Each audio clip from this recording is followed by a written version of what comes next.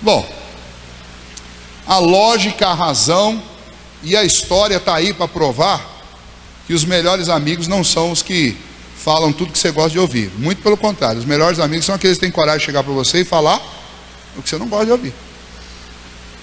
Porque é preciso você gostar muito de uma pessoa para você se dar o trabalho de dizer a verdade. Porque dá trabalho você falar uma verdade inconveniente. Nós acabamos de estudar Eclesiastes. E Eclesiastes é um livro claro da Bíblia em que, pela sabedoria que Salomão recebeu, ele simplesmente decidiu escrever sobre o que ninguém gosta de escrever. Ele decidiu escrever que tem um dia para você morrer. Ele decidiu escrever que, tudo que a gente mais gosta, no final das contas, não passa de uma grande vaidade nossa. Tudo que a gente procura, seja no trabalho, seja nos relacionamentos, seja à mesa, não passa do quê? É vaidade, é fumaça, vocês estão se iludindo. A gente não gosta de ouvir isso. A gente não gosta. Mas Salomão, por ser um homem sábio, fez o quê? Vou falar. E ele se tornou aquele, o último estudo que foi no domingo passado, quem não veio perdeu. E infelizmente não foi filmado, esse daí não tem jeito, ficou mesmo. Mas o tema do estudo era conselhos de um amigo difícil. Porque no final das contas o que Salomão foi, é um amigo difícil. É difícil você conviver com um amigo que fica falando coisas inconvenientes para você. Aquele que está sempre certo, você está sempre errado. Mas quem não precisa de um amigo desse, gente? Todos nós precisamos de um amigo difícil que uma hora chega para você e fala assim, você é meu amigo, gosto muito de você, mas o caminho que você está tomando aí, cara, você vai se dar mal. Pode ter certeza que na hora da alegria, esse aconselhado, ele vai lembrar do amigo difícil, que na hora que ele estava para cair no abismo, foi lá e teve coragem. Ele não vai lembrar daquela turminha, legal, isso aí mesmo, estou sempre com você, está sempre nada. A hora que o camarada cair, o amigo que dá tapinha nas costas é o primeiro que desaparece. O falso profeta aqui é o primeiro que some, né? Depois que faz a profecia, desaparece. Teve uma meia dúzia aí que profetizaram que a Marina ia ganhar no primeiro turno, né? Profetizaram mesmo, filmaram. Você não acha esse povo para dar uma declaração? Você não acha nunca mais. Aqui na cidade teve uma situação de uma criança que caiu, bateu a cabeça e ficou alguns dias no hospital entre a vida e a morte. E eu e um presbítero da igreja fomos lá para orar, nós estávamos indo todo dia. E numa dessas circunstâncias que a gente foi, a gente estava do lado de fora e tinha um orador desses falsos profetas do lado de dentro, dizia, Deus me fez sentir que Ele vai curar o seu filho. Pode ter certeza, confia, acredita. Ele vai curar, está curado, não precisa mais ter medo. Aí depois que ele saiu, vai lá o portador das más notícias, né? Eu falei assim, olha, eu quero dizer outra coisa para você. Eu ouvi o que o pastor falou. E eu sei que você deve estar ouvindo um monte de gente. Eu preciso dizer uma coisa para você. Assim, olha, a vontade de Deus, ela é perfeita. Eu queria poder chegar aqui para você, porque eu também sou pai. Eu queria poder afirmar com 100% de convicção de que o seu filho não vai morrer. Mas eu não posso fazer isso. Primeiro, porque Deus tem os nossos dias contados e determinados antes que qualquer um deles houvesse. E quem decidiu quantos anos eu vou viver, você vai viver ou seu filho vai viver, foi Deus, não é a gente. Não é a gente. Eu conheço gente que já passou por acidente, que saiu com 80% do corpo quebrado e está vivo. E conheço outras pessoas que caíram de bicicleta e morreram. Não. Quem decide essas coisas são Deus. Eu não posso dizer para a senhora se o seu filho vai morrer ou se ele vai viver. O que eu posso afirmar para a senhora é o seguinte, que isso não está acontecendo por um acaso. Deus tem um propósito com isso, na vida dele, na vida da senhora. E no final, esse propósito vai levá-lo para uma condição melhor do que ele está, vai levar a senhora para uma condição melhor do que a senhora está, o seu marido e a sua outra filha. Mas essa mulher, acho que ela não gostou muito de ouvir o que eu falei. 5 dias depois o menino morreu.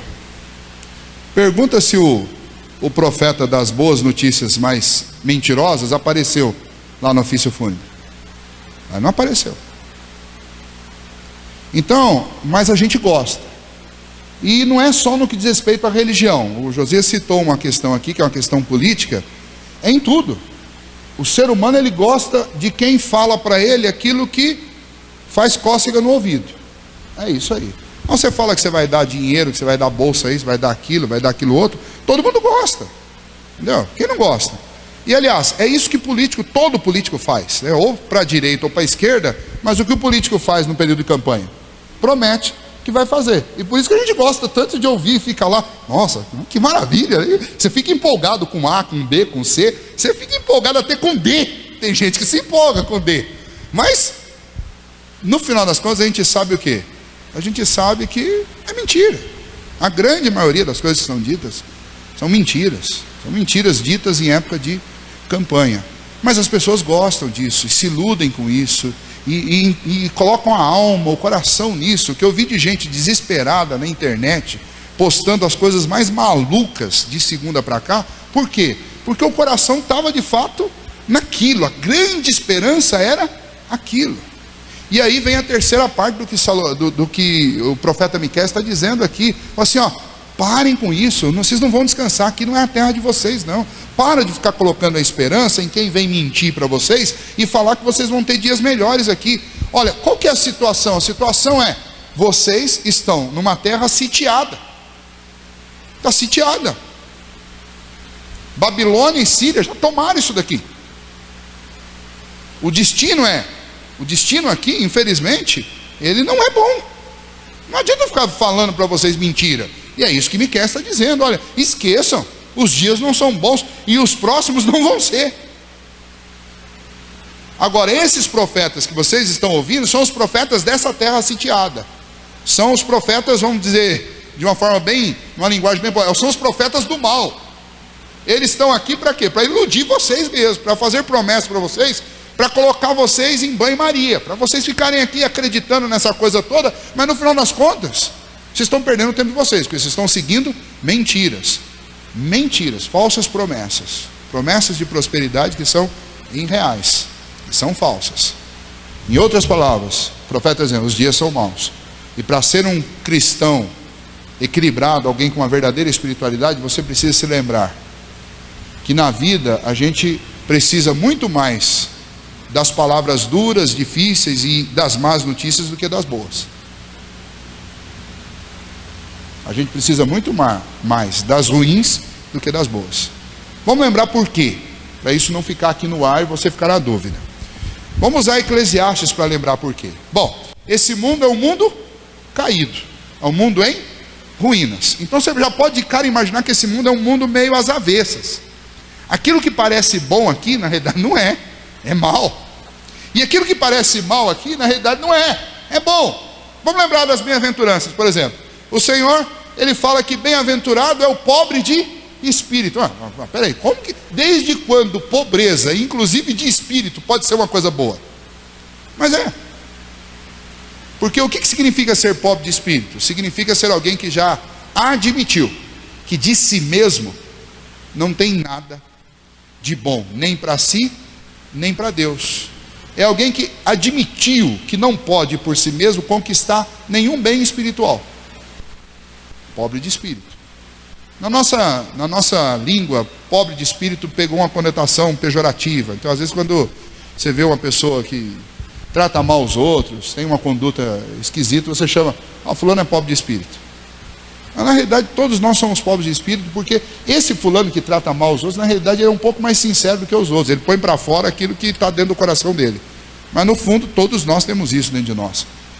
Mas Jesus diz que é maravilhoso, é bem-aventurado, é aquele que é pobre de espírito, ou seja, aquele que já admitiu que de si mesmo não tem nada. Está no mundo caído e tem um coração caído. Isso é uma tragédia. Não, se você admite isso, isso é uma bem-aventurança, isso é muito bom. É assim, bem-aventurados os que choram. Mas peraí, não é possível. Alegria e felicidade é poder estar sorrindo o tempo inteiro. Agora vem Jesus e diz que é o contrário, né? Ser feliz ou bem-sucedido é chorar. Chora por quê? Chora tanto por desgosto do que esta vida neste mundo se tornou, por cansaço, mas chora diante de Deus, admitindo que nesse mundo não há esperança, mas que em Cristo Jesus há. Então chora, confessando que precisa de Jesus. E olha, sem chorar, a gente não... o nosso coração é tão duro que enquanto a gente não chora diante de Deus, parece que a gente de fato não abre o coração. Você sente que alguém está abrindo o coração de verdade a partir do choro, porque aí sim é quando você deixou cair toda a sua armadura, né? E aí você se desarmou diante de Deus, o coração quebrantou. Isso tudo é obra de Deus, é óbvio. Mas aí, esse é feliz. Feliz é o que chora. Davi não era um rei perfeito e cometia pecados como nós cometemos, e alguns daqueles que nós mais criticamos. Mas o que fazia? Quando ele reconhecia, quando ele descobria que ele estava em pecado, ele chorava, rasgava o coração dele diante de Deus. E Deus o abençoou por causa da sua humilhação, por causa do seu arrependimento. Então, bem-aventurados os que choram, significa bem-aventurados aqueles que choram, admitem o seu pecado, a sua condição, e vêm pedir ajuda, que estão desencantados com o mundo, né? E aí ele continua, não vou falar de todas as bem-aventuranças, senão isso já viraria um estudo diferente, né? Mas ele diz, bem-aventurados aqueles que são perseguidos por causa do nome de Jesus. É diferente. Então veja só, por que que eu não posso ficar nessa terra contente com as profecias que me são dadas aqui? Porque a profecia do falso profeta, a profecia do mentiroso é aquela que diz assim, vão vir dias melhores aqui, os dias vão melhorar, isso aqui vai virar um paraíso. Vai, vocês vão prosperar muito aqui, vocês vão ficar ricos, vocês vão ter uma vida confortável, vocês vão ter uma família gigantesca, vai tudo funcionar como se fosse um paraíso. É mentira. A Bíblia diz o contrário. A Bíblia diz que esse mundo jaz no maligno. A Bíblia diz que os dias são maus. A Bíblia diz que nos últimos dias, olha, o amor das pessoas ia se esfriar, que as pessoas apostatariam da fé, abandonariam a fé. E a Bíblia diz mais, não fosse o Senhor ter abreviado aqueles dias, falando dos últimos dias, não fosse o Senhor ter abreviado aqueles dias, não sobraria um fiel, um cristão. Então não vem com essa que os dias vão ser bons, não vem com essa que os dias vão ser dias de prosperidade e de fartura, porque não vão ser. E quem diz o contrário está mentindo. E é a mesma coisa que Miqueias está dizendo assim, olha, quem está chegando aqui dizendo para vocês que está tudo maravilhoso, está iludindo vocês, e só não enxerga quem não quer ver. Vocês estão numa terra, daí ele começa a dar exemplo. Olha o que esses falsos profetas fazem. Esses falsos profetas, eles roubam até a roupa do viajante que passa aqui, achando que está em segurança, porque afinal de contas não tem uma guerra acontecendo, não tem ninguém dando tiro para lá e para cá, mas dá uma bobeada perto de um desses profetas e o cara rouba a capa dele. Esses falsos profetas dividem famílias, mandam as mulheres embora das casas, os filhos ficam sem mães, crescem sem educação e não vão glorificar a Deus, muito pelo contrário, perdem sua dignidade. Ou seja, essa terra é uma terra falida. A vida civil desse povo está se destruindo. A mazela social se instaurou em todos os ângulos. Não se contente com essa terra e nem se iluda. O profeta que diz que esses dias são bons e que você vai viver prosperidade e que tudo está maravilhoso, ele está mentindo descaradamente. Só que o que ele fala agrada os ouvidos. Assim, olha, a verdadeira espiritualidade não se ilude com mensagem proferida para fazer cosquinha no ouvido. Vocês querem chegar à verdadeira espiritualidade? Ouçam aquilo que Deus tem dito a vocês, mesmo que seja algo difícil. Para nós aqui, que não estamos vivendo numa época em que a Bíblia está ainda sendo formada, que existem profetas nomeados exclusivamente por Deus e falsos profetas espalhados, eu preciso fazer uma releitura. Qual que é o nosso contexto? Nosso contexto nós temos a palavra de Deus, Antigo e Novo Testamento, encerrada, concluída, dada por Deus a nós, através de vários autores inspirados por Deus, que escreveram para nós, relataram, 66 livros que não se contradizem em lugar algum, muito pelo contrário, se completam e estão em plena harmonia. O Antigo Testamento aponta para aquilo que Cristo ia fazer, o Novo Testamento conta o que Cristo fez, tudo muito bem ajustado. Esta palavra, ela é para nós a única regra de fé e de prática, ela é a lente através da qual eu leio o mundo. E os pastores, que são os profetas do nosso tempo, eles são fiéis e profetas que podem ser ouvidos se eles forem fiéis à verdade de Deus. Se aquilo que eles disserem, eles provarem usando a Bíblia, porque de resto, o camarada chega assim: essa noite eu tive uma visão, Deus me mostrou que os dias de vocês vão ser maravilhosos. A partir de agora, quem vir aqui à frente e entregar tudo que tem na carteira agora, daqui um ano terá 1000 vezes mais. Que proposta! Quem não quer uma proposta dessa aqui? Que aplicação que dá 1000% ao ano? É mentira. É mentira. Você está sozinho, está solteiro, vem aqui, vamos orar. Faça um voto aqui diante de Deus e em um ano você vai estar casado. Mas dizer essas coisas agrada, as pessoas gostam desse tipo de proposta. Vocês deram risada aqui. Mas, gente, se eu estivesse falando sério, eu garanto que um ou outro ia. Afinal de contas, não tem muita coisa no bolso aqui, né? Vou até pegar mais lá no banco, que já que é para ter 1000 vezes mais, então vamos fazer um investimento alto. R$1, sinto muito. Mas as pessoas, por incrível que pareça, não pensem vocês assim que nós somos um grupo tão mais, mais racional que aqueles que estão lotando várias dessas igrejas por aí. Hoje à noite, nessa mesma noite, em vários lugares do nosso país e até da nossa cidade, tem gente, mas não é um grupo de 20, 30 igual vocês estão aqui não. É grupo de 100, de 1000, de 2000, de 10.000, ouvindo uma proposta exatamente como essa que eu fiz aqui, de forma até cômica com vocês. Mas ouvindo isso sério e levando a sério. Porque o ser humano gosta. Eu tento evitar política de qualquer jeito, mas as urnas, se a contagem de voto foi realmente honesta, as urnas provam o que eu estou falando. Porque é isso mesmo. Todo mundo gosta de promessa falsa, mentirosa. Um outro exemplo. Eu estava lendo uma matéria esses dias, e a matéria falava sobre os personagens principais dos maiores golpes, de 0 a 10, dos maiores golpes dados pela internet. Então quem ganha estourado na frente é o Michel Teló. É golpe do tipo, é e-mail que chega para você, não sei o que sobre Michel Teló para você. Aí o cara vai, clica. Quando ele clica, instala um vírus no computador. O Michel Teló está lá no topo. Mas é engraçado que tem um outro ranking de instituições financeiras. Então daí está lá em primeiro lugar, Caixa Econômica Federal ganhando estourado. Mensagem do tipo assim: você recebeu um prêmio da Caixa Econômica Federal, e todo mundo hoje é vinculado à Caixa de um jeito ou de outro. Você tem alguma coisa na Caixa, né? Então tá lá, e todo mundo acredita. Gente, veja, você não tem uma conta lá, você não se inscreveu em nada lá, mas você não tem nada com a Caixa Econômica Federal. O que te faz acreditar que a Caixa Econômica vai mandar um e-mail para você e que você ganhou lá 1 milhão? O que te faz essa tendência do nosso coração de acreditar em mentira, desde que o favorecido seja a gente. Uma vez eu voltando de férias, veja só, voltando de férias, você volta, como que a gente volta na volta das férias? Liso, né? Liso, careca, sem nada no bolso.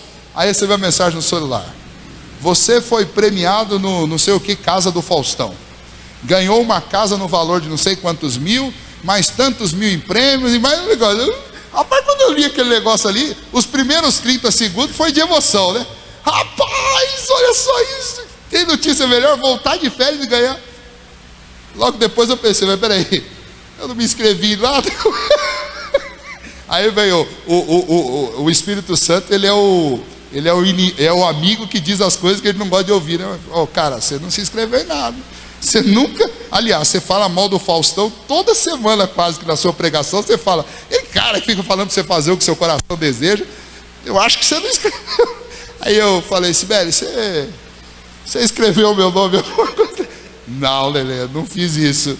Aí você olha o telefone lá, ligue para o número tal, aí é um celular com um prefixo 85, que é lá de presídio, lá em cima.